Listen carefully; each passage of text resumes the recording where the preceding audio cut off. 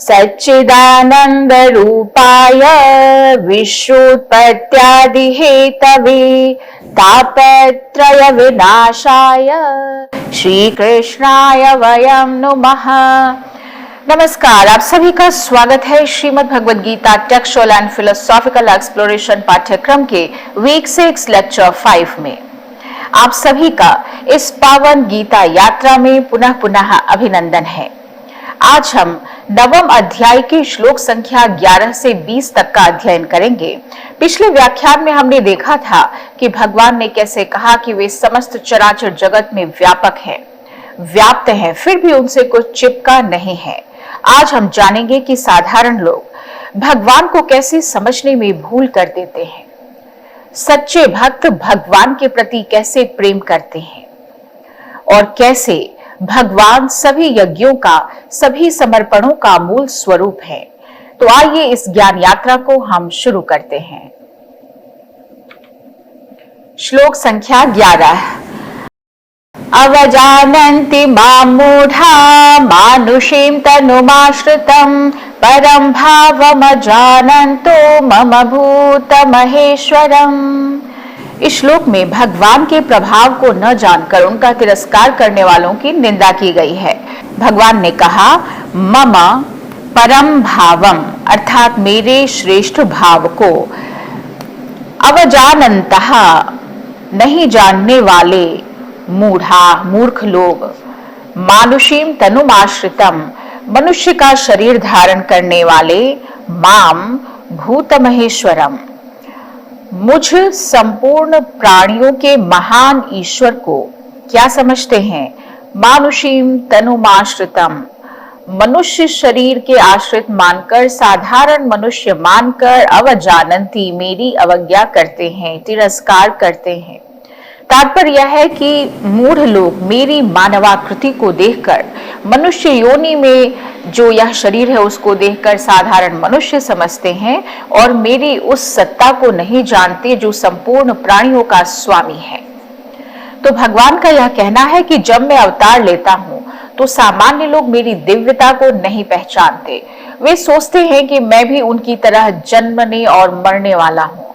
वो नहीं जानते कि मैं इन भूतों का स्वामी हूं, संपूर्ण ब्रह्मांड का नियंता हूं।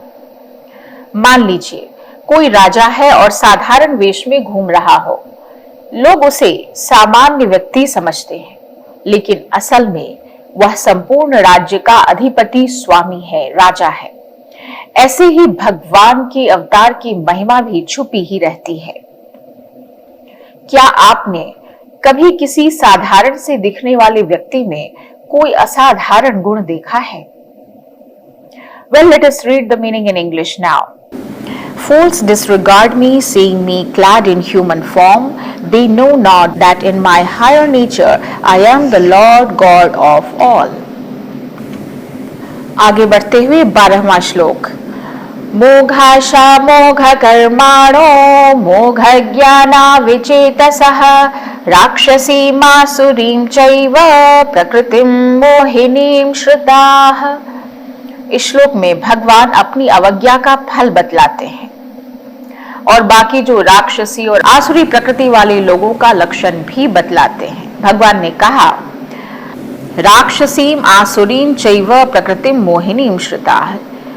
जो राक्षसी, आसुरी और मोहिनी प्रकृति का ही आश्रय लेते हैं, यानी इन्हीं रूपों को धारण किए रहते हैं, ऐसे विचेतसः अविवेकी मनुष्यों की मोघाशा सभी आशाएं व्यर्थ हो जाती हैं और मोघ कर्माणः सभी शुभ कर्म व्यर्थ होते हैं और मोघ ज्ञाना उनके सभी ज्ञान भी व्यर्थ हो जाते हैं। तो उनकी आशाएं, उनके कर्म, उनके ज्ञान सत्फल देने वाले नहीं होते, व्यर्थ हो जाते हैं। इसका तात्पर्य यह हुआ कि जो मेरी वास्तविक सत्ता को नहीं जानते, वे व्यर्थ आशाएं करते हैं, वे व्यर्थ कर्म करते हैं और उनका ज्ञान भी व्यर्थ ही होता है। वे राक्षसी और आसुरी प्रकृति को धारण कर लेते हैं। आशय यह है कि जिनका मन आसुरी वृत्ति से ढका हुआ होता है वे सत्य से दूर रहते हैं। उनके कर्म, उनका ज्ञान, उनकी आशाएं, अभिलाषाएं सब व्यर्थ हो जाती हैं। फॉर एग्जाम्पल, जैसे कोई बीज को पत्थर में बोए तो क्या पौधा उगेगा? क्या फल मिलेगा? न पौधा उगेगा न फल मिलेगा। वैसे ही अज्ञान में किया गया प्रयास निष्फल हो जाता है। तो देखिए, इस श्लोक में आसुरी संपत्ति की बात आई है, जिसका वर्णन हम लोग फल सहित वर्णन विस्तार से देखेंगे 16 अध्याय में, 16वें अध्याय में। अब आसुरी संपत्ति का फल क्या है? तो 84 लाख योनियां हैं और उनमें भ्रमण करो, नरकों की प्राप्ति होना, यही सब तो फल है। अब आसुरी प्रवृत्ति वाले मनुष्य जो फल चाहते हैं, जो उनकी आशा होती है, वह तो उन्हें नहीं मिलती। मोह आशा, मोह अर्थात व्यर्थ हो जाना, तो उनकी आशाएं तो व्यर्थ हो जाती हैं, लेकिन अनिष्ट फल उनको अवश्य मिल जाता है। वे पाप तो करते हैं सुख पाने के लिए, लेकिन सुख तो नहीं मिलता, पर दुख जरूर भोगना पड़ता। वे करते हैं भगवान की अवज्ञा और परिणाम में अपना ही नुकसान कर लेते हैं। भगवान पर थोड़ी ना कुछ असर होता है। Let us read the meaning in English now. Their hopes are vain, their actions worthless, their knowledge futile, they are without sense, deceitful, barbarous and godless. आइए चलते हैं 13वें श्लोक की तरफ। महात्मानस्तु मां पार्थ दैवीं प्रकृतिमाश्रिताः भजन्त्यनन्य मनसो ज्ञात्वा भूतादिमव्ययम्। भगवान के प्रभाव को जानने वाले अनन्य भक्तों के भजन का प्रकार इस श्लोक में बतलाया गया है। भगवान ने कहा, हे पार्थ, हे अर्जुन, दैवीं प्रकृतिमाश्रिताः, दैवी प्रकृति के आश्रित, अनन्य मनसः, महात्मानः, अनन्य मन वाले महात्मा लोग, माम, मुझे, श्री कृष्ण को, भूतादिम, संपूर्ण प्राणियों का आदि और अव्यय अर्थात अविनाशी, ज्ञात्वा, समझकर, अनन्य मनसः, अनन्य मन से युक्त होकर, भजन्ति, मेरा भजन करते हैं। इस श्लोक में तू पद भी आया है, महात्मानस्तु। तो तू पद क्यों आया है? तो पहले के श्लोक में आसुरी राक्षसी योनियों वाले मूढ़ लोगों का वर्णन आया था। अब दैवी संपत्ति के आश्रित महात्माओं की विलक्षणता को बतलाने के लिए यहाँ तू पद का प्रयोग हुआ है, महात्मानस्तु। कि परंतु अर्जुन, ऐसा है कि जो महात्मा लोग हैं वो कैसे हैं? तो ऐसे हैं, दैवीं प्रकृतिमाश्रिताः, यानी दैवी संपत्ति में, देव नाम देखिए परमात्मा का है और परमात्मा की संपत्ति दैवी संपत्ति कहलाती है। परमात्मा सत है, इसलिए परमात्मा की प्राप्ति कराने वाले जितने भी गुण हैं, जितने भी आचरण हैं, उनके साथ भी सत शब्द लगता है। जैसे सद्गुण, सदाचार, तो जितने भी सद्गुण हैं, सदाचार हैं, वे सब भगवत स्वरूप है, भगवान के ही स्वभाव है और स्वभाव होने से ही उन्हें प्रकृति कहा गया। तो भगवान की प्रकृति दैवी प्रकृति है, इसलिए दैवी प्रकृति का आश्रय लेना भी भगवान का ही आश्रय लेना है। तो इस तरह से हमने देखा कि इसका अर्थ हुआ कि हे अर्जुन, जो महात्मा है वो मेरे में दैवी प्रकृति का आश्रय लेकर मुझे निरंतर भजते हैं, यह जानकर कि मैं समस्त भूतों का, समस्त प्राणियों का आदि शक्ति हूं और अविनाशी हूं। अब यहाँ महात्मा मतलब क्या? कौन? जिनका हृदय शुद्ध है, जिनका अंतःकरण निर्मल है, जो एकनिष्ठ होकर भगवान की भक्ति करते हैं। जैसे सूर्य को जानने वाला व्यक्ति हर सुबह सूर्य को आदर पूर्वक नमन करता है, वैसे ही ज्ञानी भगवान को हर क्षण स्मरण करता है, याद करता है। क्या आप किसी ऐसे व्यक्ति को जानते हैं जो बिना किसी दिखावे के सच्चे मन से भगवान को याद करता है? हो सकता है आपके घर में हो, बस ऑब्जर्व करिएगा। Let us see the meaning in English now. But the great souls, O Arjuna, filled with my divine spirit, they worship me, they fix their minds on me and on me alone, for they know that I am the imperishable source of being. आइए देखते हैं 14वां श्लोक। सततं कीर्तयन्तो मां यतन्तश्च दृढव्रताः नमस्यन्तश्च मां भक्त्या नित्ययुक्ता उपासते। इस श्लोक में भगवान भजन करने वालों का वर्णन करने के बाद भजन के प्रकार को बतला रहे हैं। तो इसका अर्थ देखते हैं। दृढ़व्रता, दृढ़ निश्चय वाले भक्तजन, सततम कीर्तयन्तः, निरंतर मेरे नाम और गुणों का कीर्तन करते हुए, च और यतन्तः, मेरी प्राप्ति के लिए यत्न करते हुए, कोशिश करते हुए, माम नमस्यन्तः, मुझे बार बार प्रणाम करते हुए, नित्य युक्ताः, सदा मेरे ध्यान में युक्त होकर, भक्त्या माम उपासते, अनन्य प्रेम से मेरी उपासना करते हैं। तो नित्य निरंतर मुझ में लगने वाले मनुष्य दृढ़व्रती होकर, यतन्तः अर्थात लगन के साथ साधन में लगे हुए और भक्ति पूर्वक प्रेम पूर्वक कीर्तन करते हुए और मुझे नमस्कार करते हुए निरंतर मेरी प्रार्थना करते हैं।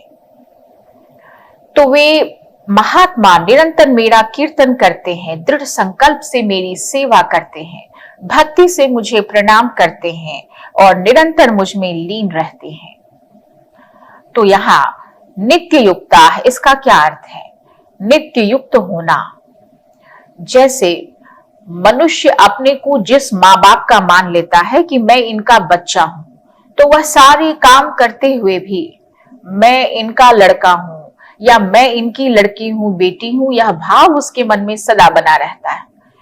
उसे वह याद करे या ना करे, पर यह भाव जो है कि मैं इनका बेटा हूं, बेटी हूं, यह हमेशा बना रहता है। ये मेरे माता पिता हैं और यह भाव उसके मन में, अंतःकरण में बैठ गया है। ऐसे ही जो अनादि अविनाशी सर्वोपरि भगवान है, मैं उनका हूं। इस वास्तविकता को जो जान लेता है और मान लेता है, तो यह भाव उसके मन में हमेशा बना रहता है। और इस तरह भगवान के साथ अपना वास्तविक संबंध मान लेना है, यह भाव हमेशा बनाए रहना है, नित्य युक्त होना है। अब है दृढ़व्रता, यह दृढ़ निश्चय हो जाए कि हम संसार के नहीं और यह संसार हमारा नहीं। इसलिए हमें सांसारिक भोग की तरफ कभी जाना नहीं और सांसारिक संग्रह की तरफ कभी प्रवृत्त नहीं होना। सिर्फ भगवान के नाते, सेवा करने के नाते इनसे जुड़ना है, यही निश्चय दृढ़ निश्चय है। तीसरी चीज है यतन्तः।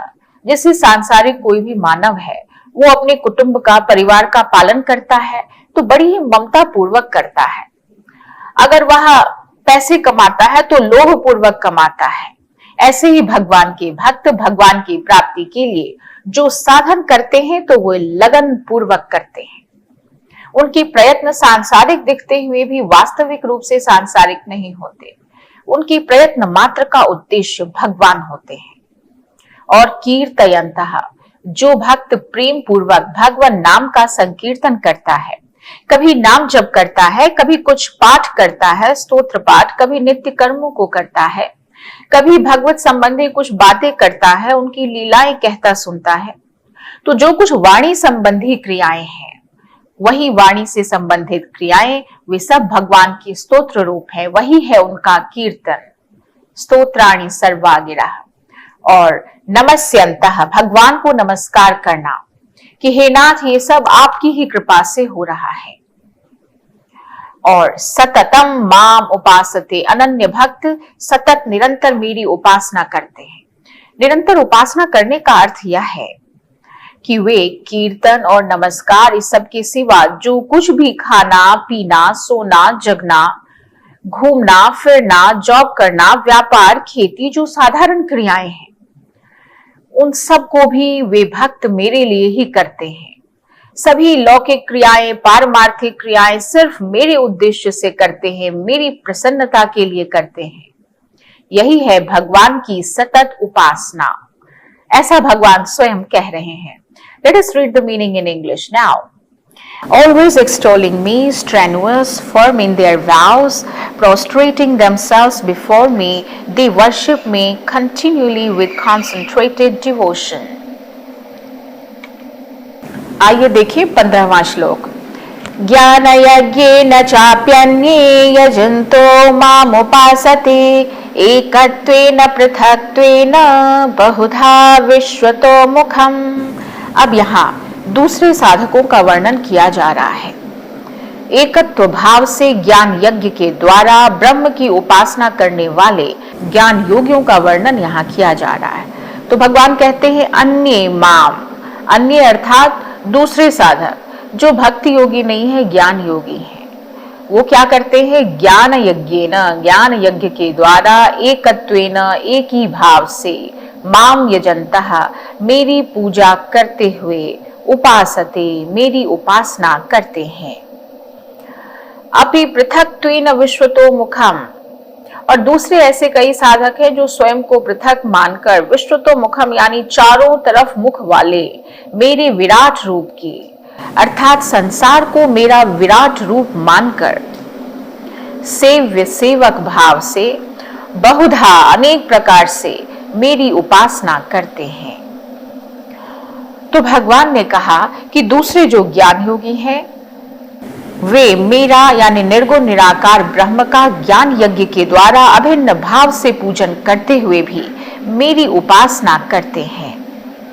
और दूसरे कुछ मनुष्य बहुत प्रकार से स्थित मुझ विराट स्वरूप परमेश्वर की पृथक्त्वेन उपासते यानी पृथक भाव से उपासना करते हैं।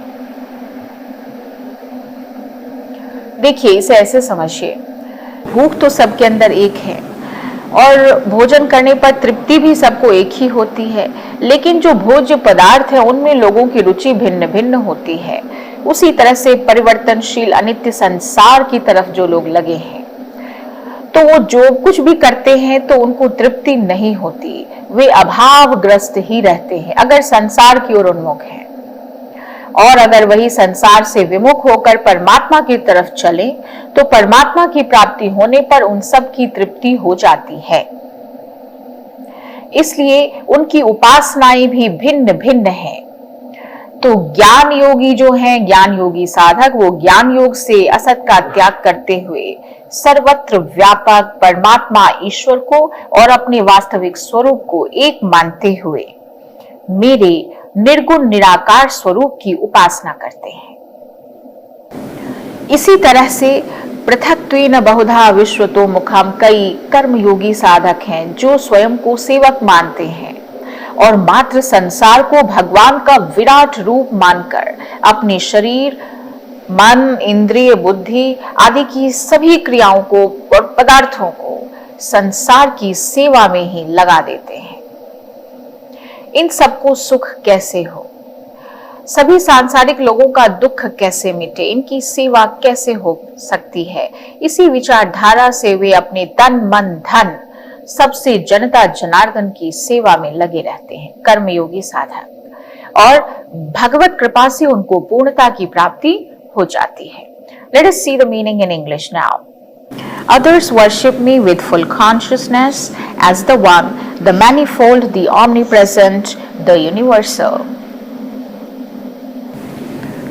अब जब यह बात बता दी गई कि सभी उपासनाएं अलग अलग हैं, तो सभी उपासनाएं आपकी कैसे हुई, इसी बात पर भगवान आगे के 4 श्लोकों को कहेंगे, 16, 17, 18, 19। आइए एक एक करके हम इन्हें समझें। अहम क्रतुरहम यज्ञः स्वधाहमहमौषधम् मंत्रोहमहमेवाज्यमहमग्निरहं हुतम्। तो भगवान ने कहा कि क्रतुहु अहम, क्रतु मैं हूं, यज्ञः अहम, यज्ञ भी मैं हूं। स्वधा अहम, स्वधा मैं हूं। औषधम अहम, औषधि अर्थात दवा भी मैं ही हूं। मंत्रः अहम, मंत्र भी मैं ही हूं। और आज्यम अहम यानी घृत भी मैं ही हूं। अग्नि अहम, अग्नि भी मैं ही हूं। और हुतम अहम, हवन रूपी क्रिया भी मैं ही हूं। अहम एव, तो हवन रूपी क्रिया भी मैं ही हूं। English meaning, I am the oblation, the sacrifice and the worship. I am the fuel and the chant. I am the butter offered to the fire, and I am the fire itself. I am the act of offering. 17वां श्लोक। पिताहमस्य जगतो माता धाता पितामहः वेद्यं पवित्रमोंकार ऋक्सामयजुरीव च। भगवान ने कहा, हे अर्जुन, मैं ही अस्य जगतः धाता, मैं इस संपूर्ण जगत का धाता हूं, धारण करने वाला हूं और कर्म के फलों को देने वाला हूं। पिता माता पितामहः, मैं ही पिता भी हूं, मैं ही माता भी हूं, मैं ही पितामह भी हूं यानी दादा भी मैं ही हूं, पितामह। और साथ में वेद्यम पवित्र ओंकार, यह जो पवित्र ओंकार है वह भी मैं ही हूं। और ऋक् साम यजु एव च, ऋग्वेद भी मैं हूं, सामवेद भी मैं हूं, यजुर्वेद भी मैं ही हूं। English meaning, I am the father of the universe and its mother. I am its nourisher and its grandfather. I am the knowable and the pure. I am Om. And I am the sacred scriptures, am the goal, the sustainer, the Lord, the witness, the home. अगला श्लोक। गतिर्भर्ता प्रभु साक्षी निवासः शरणं सुहृत् प्रभवः प्रलयस्थानं निधानं बीजमव्ययम्। गति ही भर्ता, गति अर्थात प्राप्त होने योग्य परम धाम, भर्ता अर्थात भरण पोषण करने वाला, प्रभु सबका स्वामी, साक्षी शुभाशुभ को देखने वाला, सब मैं ही हूं। आपको समझना है अहम एव, ये सबके साथ जुड़ा हुआ है। मैं ही गति हूं, मैं ही भरता हूं और मैं ही भरण पोषण करने वाला हूं। साक्षी भी मैं ही हूं, साक्षी अर्थात शुभाशुभ को देखने वाला। और साथ में सुहृत, सुहृत मतलब जो दूसरों का हित करे और उपकार की कामना ना करे। तो उपकार की कामना बिना किए हुए हित चाहने वाला सुहृत भी मैं ही हूं। प्रभवा भी यानी सबका निवास स्थान मैं हूं, प्रलय भी मैं हूं, स्थान भी मैं हूं, सबकी उत्पत्ति और प्रलय ये मैं ही हूं, स्थान मैं हूं, शरण मैं हूं, जो स्थिति का आधार है वह भी मैं हूं, निधानम अर्थात भंडार भी मैं ही हूं। निधान किसे कहते हैं? प्रलय काल में संपूर्ण भूत सूक्ष्म रूप से जिसमें लय हो जाते हैं उसका नाम निधान है। और एक निधान मतलब भंडार, तो दोनों ही अर्थों में ईश्वर ही है। और मैं ही अव्यय भी हूं, बीज हूं यानी अविनाशी कारण भी मैं ही हूं। Let us read the meaning in English now. I am the sacred scriptures, हो गया। I am the goal, the sustainer, the Lord, the witness, the home, the shelter, the lover and the origin. I am life and death. I am the fountain and the seed imperishable. तो इस तरह से पूरा अर्थ हो गया कि क्रतु मैं हूँ, यज्ञ मैं हूँ, स्वधा मैं हूँ, औषध भी मैं हूँ, मंत्र, घृत, अग्नि और हवन रूप क्रिया भी मैं ही हूँ। जानने योग्य पवित्र ओंकार प्रणव भी मैं हूँ, ऋग्वेद, सामवेद और यजुर्वेद भी मैं ही हूँ। इस संपूर्ण जगत का पिता, धाता, माता, पितामह, गति, भर्ता, प्रभु, साक्षी, निवास, आश्रय, सुहृत, उत्पत्ति, प्रलय, स्थान, निधान और अविनाशी बीज यानी कारण भी मैं ही हूँ। English meaning altogether, I am the oblation, the sacrifice and the worship. I am the fuel and the chant. I am the butter offered to the fire. I am the fire itself and I am the act of offering. I am the father of the universe and its mother. I am its nourisher and its grandfather. I am the knowable and the pure. I am Om and I am the sacred scriptures. I am the goal, the sustainer, the Lord of witness, the home, the shelter, the lover and the origin. I am life and death. I am the fountain and the seed imperishable. अब क्रम से चारों श्लोकों का वर्णन हो रहा है। चौथे श्लोक पर आते हैं हम। 19वां श्लोक। तपाम्यहमहं वर्षं निगृह्णामि सृजामि च अमृतं चैव मृद्यश्च सदसच्चाहमर्जुन। भगवान ने कहा, अहम तपामि, मैं ही सूर्य रूप से तपता हूं। वर्षम निगृह्णामि, और वर्षा का आकर्षण मैं ही करता हूं। अर्जुन, मतलब संसार के हित के लिए मैं ही सूर्य रूप से तपता हूं। वर्षा का आकर्षण यानी जल को ग्रहण भी मैं ही करता हूं। और उत्सृजामि, उस जल को ग्रहण करके फिर उसे वर्षा रूप से बरसा भी देता हूं। वर्षम उत्सृजामि, उसको मैं बरसाता भी हूं।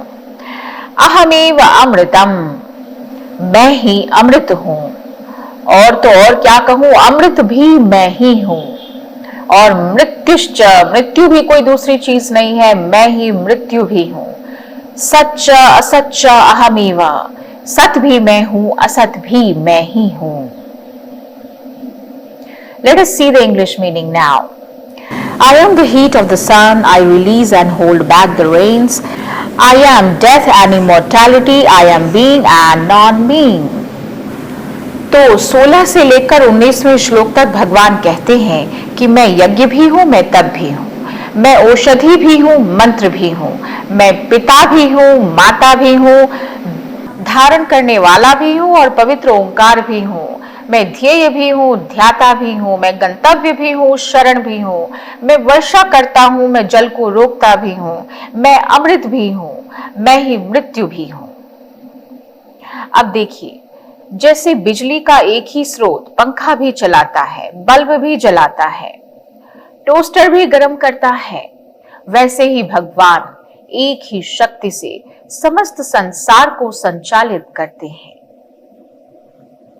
दूसरा एग्जाम्पल आप देख सकते हैं, जैसे एक ही समुद्र में तरंग भी है, गहराई भी है और शांति भी है, शोर भी है, वैसे ही भगवान में समस्त विविधताएं एक साथ समाहित हैं।